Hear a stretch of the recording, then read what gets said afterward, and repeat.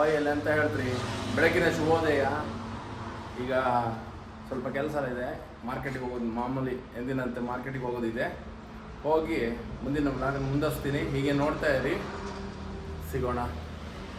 ತಂದಾಯಿತು, ಈಗ ಪೂಜೆಗೆ ರೆಡಿ ಮಾಡಿ ಮತ್ತೆ ಸಿಗ್ತೀನಿ.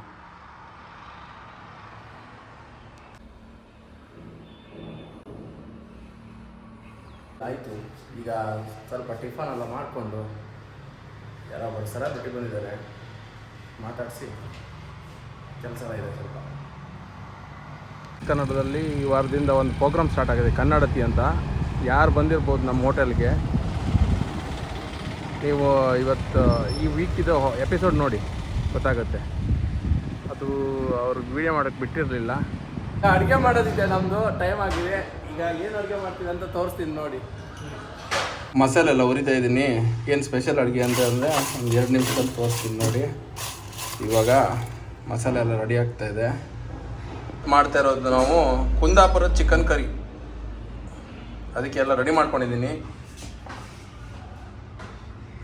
ಇದು ಕಾಯಿ ಹಾಲು, ಆಮೇಲೆ ವೆಜಿಟೇಬಲ್ ಎಲ್ಲ ಕಟ್ಟಿಂಗ್ ಎಲ್ಲ ಮಾಡ್ಕೊಂಡಿದ್ದೀನಿ. ಕಾಯಿ ತುರಿ, ಮಸಾಲೆ ಎಲ್ಲ ಹುರಿದಾಯಿತು. ಇದನ್ನು ಇವಾಗ ಚೆನ್ನಾಗಿ ರುಬ್ಬಿ ಇಟ್ಕೋಬೇಕು. ಅದರಲ್ಲಿ ಈರುಳ್ಳಿ ಎಲ್ಲ ಹೆಚ್ಚಿರಿ ಈರುಳ್ಳಿ ಎಲ್ಲ ಫ್ರೈ ಮಾಡ್ಕೊಬಿಡ್ತೀನಿ. ಎಲ್ಲ ರೆಡಿ ಇದೆ. ಮಿಕ್ಸಿಗೆ ಎಲ್ಲ ಐಟಮ್ ಹಾಕ್ಕೊಂಡಿದ್ದೀನಿ. ಇದನ್ನೀಗ ರುಬ್ಕೊಂಡು ಆಮೇಲೆ ಒಂದೊಂದಾಗಿ ಸ್ಟೆಪ್ ಬೈ ಸ್ಟೆಪ್ ಮಾಡ್ಕೋಬೇಕು. ತೋರಿಸ್ತೀನಿ. ರೆಸಿಪಿ ಎಲ್ಲ ನಾನು ಶೇರ್ ಮಾಡೋಕ್ಕೆ ಕಷ್ಟ ಆಗುತ್ತೆ, ಜಾಸ್ತಿ ಇಂಗ್ರೀಡಿಯೆಂಟ್ಸ್ ಇರೋದ್ರಿಂದ ನಾನು ಟೈಮ್ ಇರಲಿಲ್ಲ. ಇನ್ನೊಮ್ಮೆ ಮಾಡಿದಾಗ ನಿಮಗೆ ರೆಸಿಪಿ ಶೇರ್ ಮಾಡ್ತೀನಿ. ನಾನು ಮಸಾಲೆ ಹುರಿದಿರೋ ಪಾತ್ರೆಯಲ್ಲೇ ಮಾಡ್ತಾ ಇರೋದ್ರಿಂದ ಇದಕ್ಕೆ ಎಣ್ಣೆ ಹಾಕ್ತಿದ್ದೀನಿ. ಅಷ್ಟು ಎಣ್ಣೆ ಹಾಕ್ತೀನಿ. ಕೊಬ್ಬರಿ ಎಣ್ಣೆ ಹಾಕೋದು ನಾವಲ್ಲ ಅಡುಗೆಗೆ. ಕೊಬ್ಬರಿ ಎಣ್ಣೆ ಹಾಕಿದ್ದೀನಿ.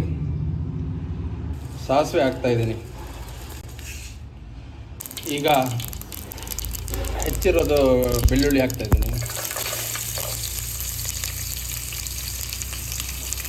ಶುಂಠಿ ಹಾಕೋಣ.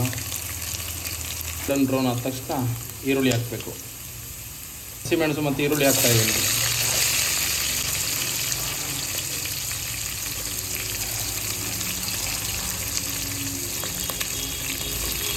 ಗೋಲ್ಡನ್ ಬ್ರೌನ್ ಆದ ತಕ್ಷಣ ಅಲ್ಲಿ ತೊಳೆದಿಟ್ಟಿರೋ ಚಿಕನ್ ಇದೆಯಲ್ಲ ಅದನ್ನು ಹಾಕಬೇಕು. ಅದನ್ನು ಹಾಕ್ತೀನಿ.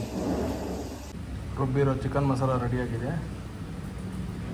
ಚಿಕನ್ ಮಾಡ್ತಾ ಇರೋದ್ರಿಂದ ಕುಂದಾಪುರ ಚಿಕನ್ಗೆ ಮೇಯ್ನಾಗಿ ಕಾಯಿ ಹಾಲು ಬೇಕಾಗ್ತದೆ. ಇದು ತೆಗೆದಿಟ್ಕೊಂಡಿದ್ದೀನಿ. ಈಗ ಗೋಲ್ಡನ್ ಬ್ರೌನ್ ಕಲರ್ ಬಂದಿದೆ ಆನಿಯನ್ನು. ಇವಾಗ ಚಿಕನ್ ಹಾಕ್ತಾಯಿದ್ದೀನಿ.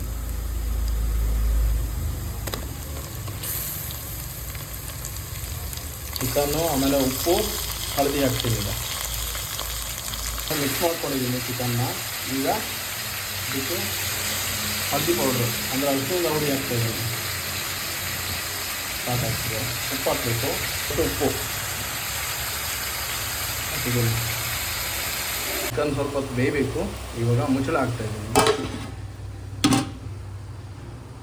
ಯಾವುದೇ ಥರದ ನೀರು ಇದಕ್ಕೆ ಮಿಕ್ಸ್ ಮಾಡಿಲ್ಲ. ಇದು ಚಿಕನಿಂದ ನೀರು ಬಿಟ್ಕೊಂಡಿದೆ. ಈಗ ನಾನು ರುಬ್ಬಿರೋ ಕಾಯಿ ಹಾಲು ಇದೆಯಲ್ಲ ಅದನ್ನು ಹಾಕ್ಬಿಟ್ಟು ರುಬ್ಬಿರೋ ಕಾಯಿ ಹಾಲು ಹಾಕಿದ್ದೀನಿ. ಇವಾಗ ಒಂದ್ಸರಿ ಮಿಕ್ಸ್ ಮಾಡಿಬಿಟ್ಟು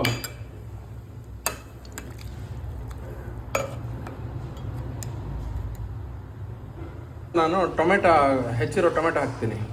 ಯಾಕಂದರೆ ಫಸ್ಟೇ ಹಾಕಿದರೆ ಚಿಕನ್ ಬೇಯಲ್ಲ. ಸೊ ಅದಕ್ಕೆ ಲಾಸ್ಟಲ್ಲೇ ಟೊಮೆಟೊ ಹಾಕ್ತಾಯಿದ್ದೀನಿ. ಇದರ ನಂತರ ನಾವು ರುಬ್ಬಿರೋ ಮಸಾಲೆನೂ ಹಾಕ್ಬೋದು.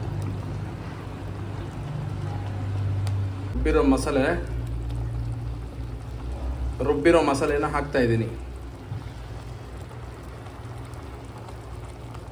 ಕರಿಬೇವು ಸೊಪ್ಪು ಆಮೇಲೆ ಮೆಂತ್ಯ ಸೊಪ್ಪು ಹಾಕ್ತಾಯಿದ್ದೀನಿ.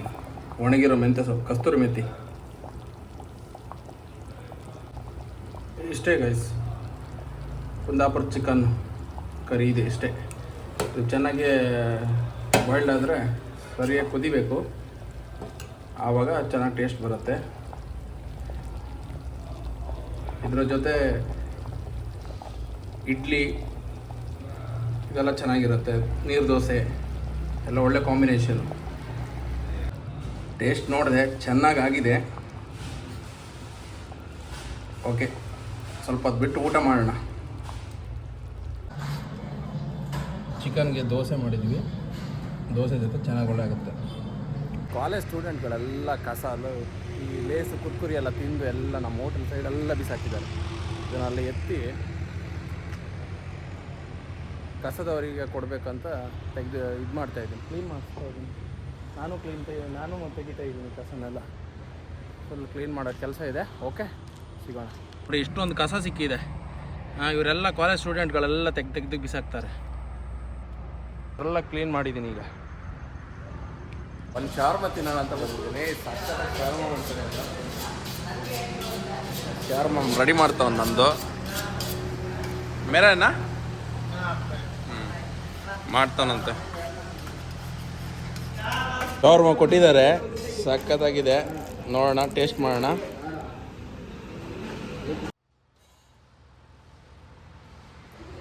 ಸಕ್ಕತ್ತಾಗಿದೆ ಶಾರ್ಮ ಮಾತ್ರ.